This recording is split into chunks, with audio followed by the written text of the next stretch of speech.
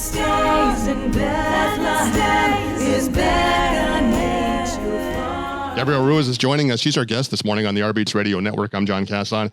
Gabrielle, let me start by something. I don't even need coffee in the morning. Actually, I do, but I just watch any of your dance stuff or anything. You have such high energy, and you can just see the people who come on and do anything with you, and their energy level goes up, and you're one of those people that's just constantly on. What Thank a skill. you. That might be the best compliment I'm receiving 3 hours behind in California this early in the morning. That's another Does thing. it look like I have energy right now, though, at 7:30 my time? First of all, it looks like someone spent an hour making you look like a supermodel. And at 7:15 in the morning, I just realized, wow, your track record is just incredible. I mean, the stuff that you've done, some of my favorites, Modern Family and Sesame Street, just everything. One Life to Live, Star Trek.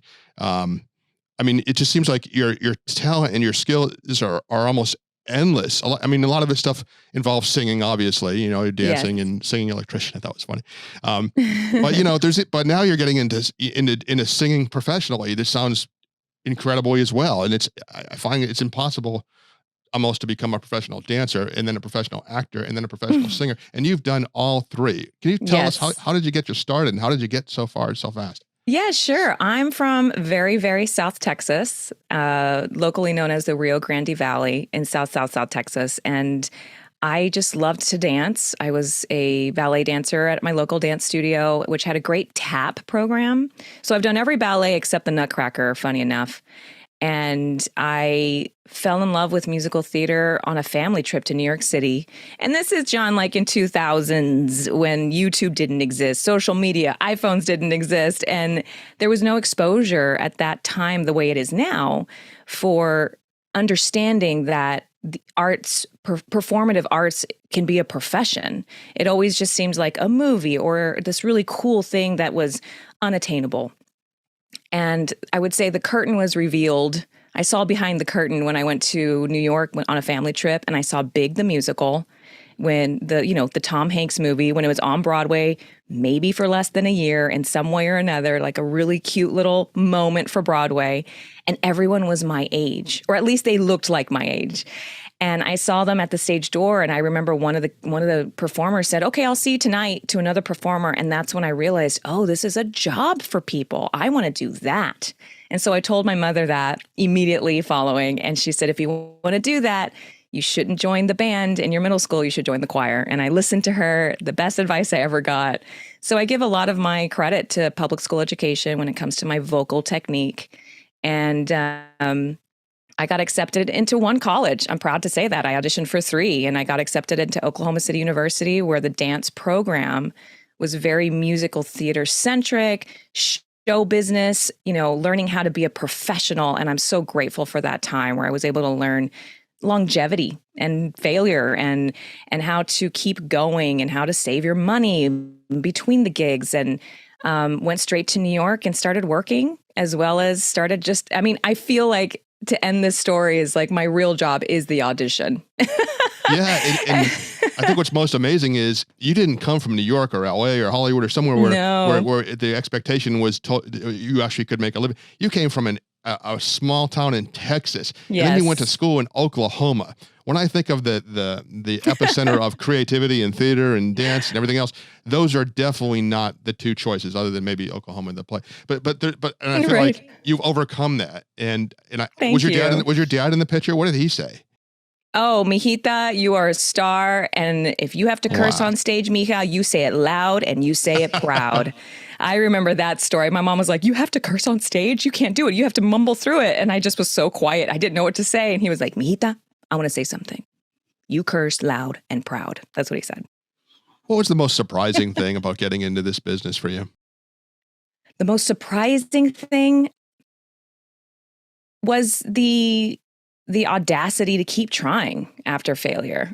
I don't know if any other entertainer and their pillar of what they do, or anyone that is subjective to their craft, we have to be. We have to be putting ourselves out there and believing in ourselves first, investing in ourselves, not only in our health, but also in our financial commitments, and also what was surprising was that I could still, not that I could, but I wanted to still fight for just things that weren't part of the arts and the arts industry, that, was making friendships and making, relationships, and not talking about Broadway for the 10 years that I did it, and fighting for normalcy for sure, especially in New York. I couldn't have coffee in New York because the city drove me enough. It was my caffeine. So it was surprising that I could move to Los Angeles with a career. That was a wonderful surprise. Crazy Ex-Girlfriend is what took me over there.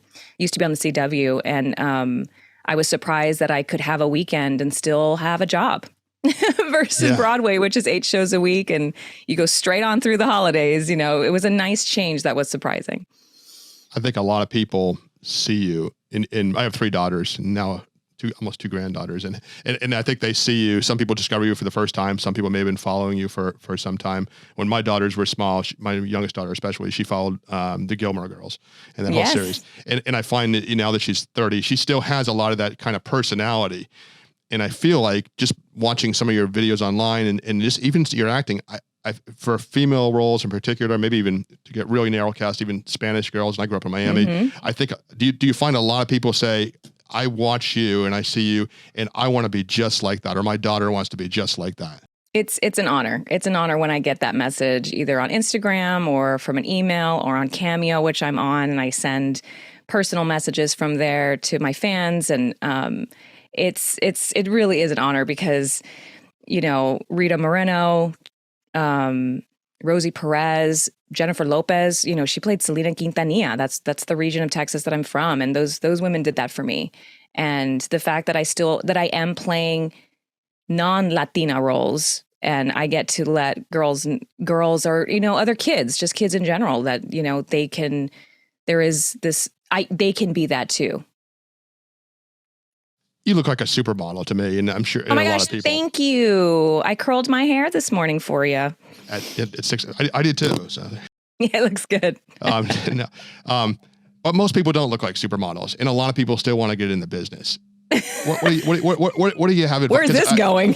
Well, you'll see. So a lot of people say, well, of course she's a big success. Look how beautiful she is. Look how talented she is. Listen how well she sings. But for regular people trying to get in the business, at what point do your failure say, enough of this, I'm never going to be successful? And they see your stuff online and all the different things you participated in. So I'm going to ask you something in a reverse of that. Instead of saying, tell me about all the great experiences and all these great places, tell me all the places that you've failed, that you tried to get in and didn't get the part, or something like that. Sure. I've never been a part of a new Broadway show. If you think about it, I've never done the Macy's Day Parade Broadway performances. I've always been a first replacement, which is one of the first new members of the ensemble cast, or an understudy, which is also its own difficult task to be the new kid with a very well-regimented ship, And so that I remember feeling, I guess it would be called the B team. I was always feeling like the B team in those auditions. And they had me on a list like, we love you, Gabrielle. You're amazing. We'll keep in mind for when we need replacements. And so I was that first person for the 3 Broadway shows that I did.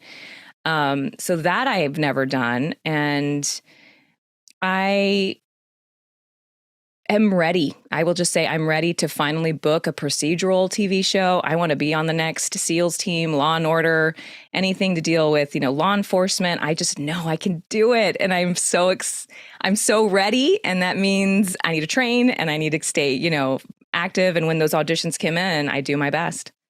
What do you do to audition? Do you have an agent, I assume? I have an agent and I have a manager. I have a husband who reads for me off camera most of the time.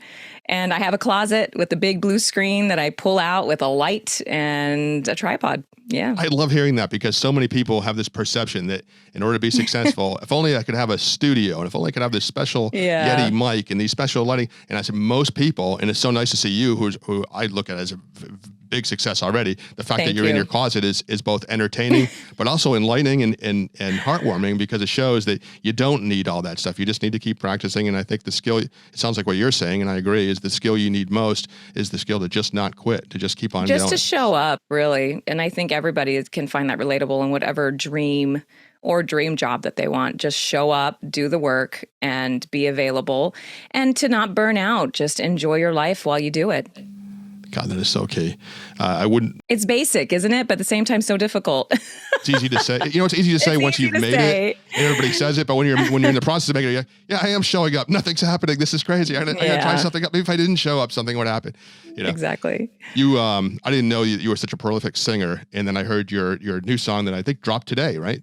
It dropped in Thanksgiving. Yes, maybe over a week ago. Yeah, Twinkle Twinkle. What a phenomenon. Tell me, you. Did you write that too?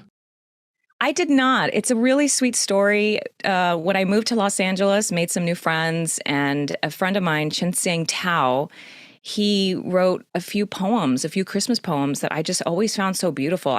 He's a proficient, like, mathematician, technical guy, and he wrote these beautiful poems. And I told Chen, I said, you got to do something with this. And then a mutual friend, Charlie Malcolm, is a songwriter moving to Los Angeles, trying to make the dream happen and to support him. And also, since I'm really not a music writer, I've tried it. It's just not my jam, but I love bringing people together. I love producing, and I wanted to make music with my friends.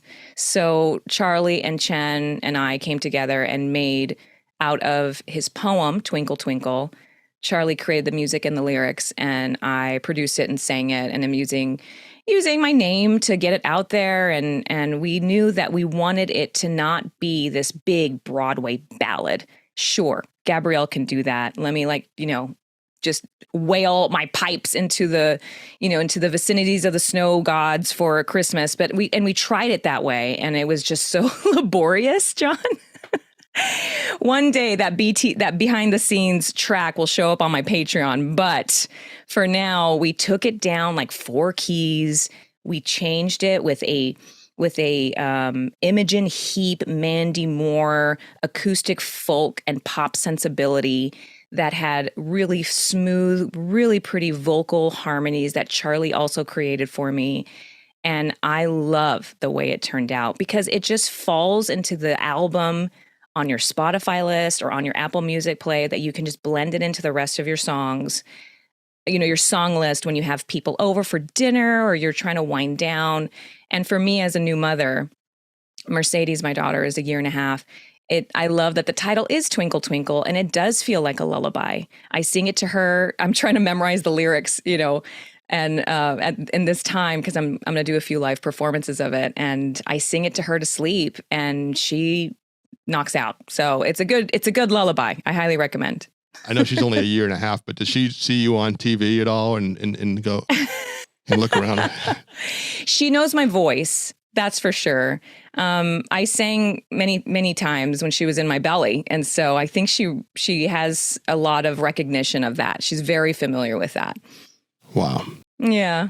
Gabrielle, what you got? What's in the future for you in 2023? It's coming up in 29 days. It's coming up in 29 days. Yeah. Check me out on Star Trek Lower Decks. I love being a part of that show. I'm a fan favorite. Vulcan, John. I don't know if you're a Trekkie or Star Warsy, but I'm a Trekkie. I'm a Trekkie through and through. My mom was a Trekkie. I watched the, Next Generation with them, falling asleep and, on the couch with my mom. And it's such a great bucket list. And I play a Vulcan. Her name is Talin.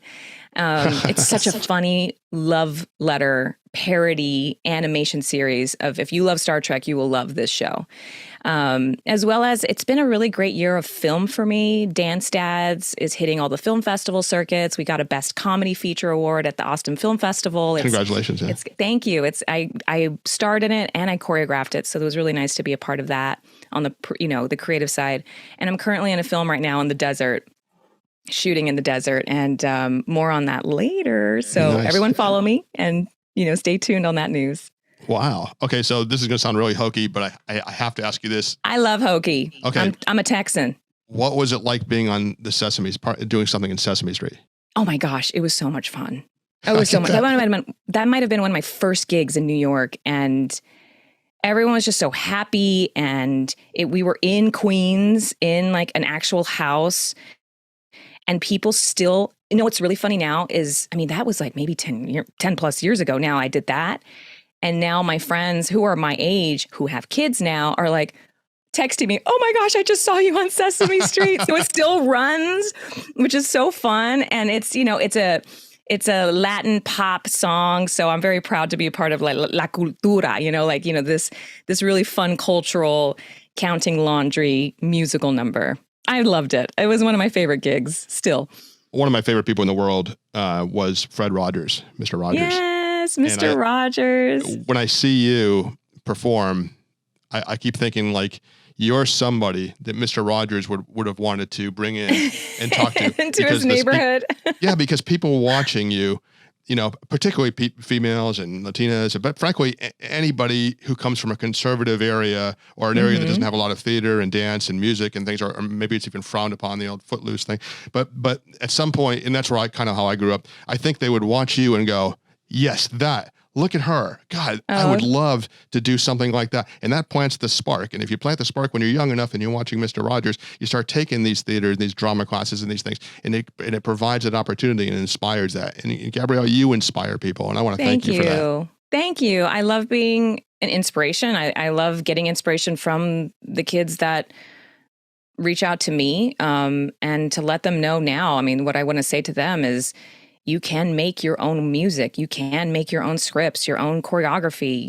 The world is ready to see you authentically, what you can provide. And when I finally had that mindset in auditions or when it came to producing and creating, things don't work out, but excuse me, some projects don't work out, but that's part of the process. And when you hit that one good mark, like Lin-Manuel with Hamilton, when you hit it. And it took so many other things to get there. So do the work. It's worth it. Boy, young people, especially, you tell, authenticity is everything. And if you can fake that, you can be successful. Yes. The world wants it. Dale gas. Let's do it. Gabrielle, thank you for being our guest this morning. Thank you for getting up at 6 a.m. or whatever it is to your time. Yes, 6 o'clock in the morning.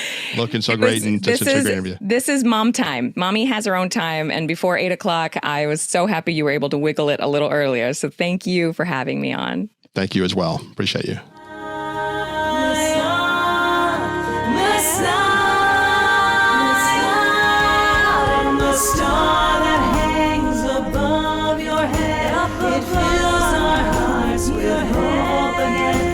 Shepherds come back home again by his light,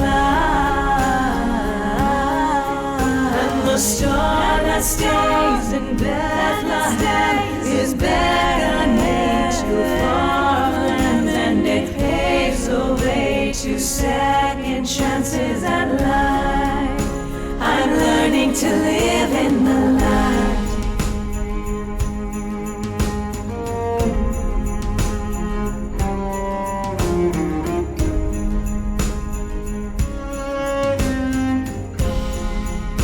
I'm learning to live in the light. Peace, hope, and joy fill us tonight. Our hearts swell with love and spirits ignite. Peace, hope, and joy fill us tonight.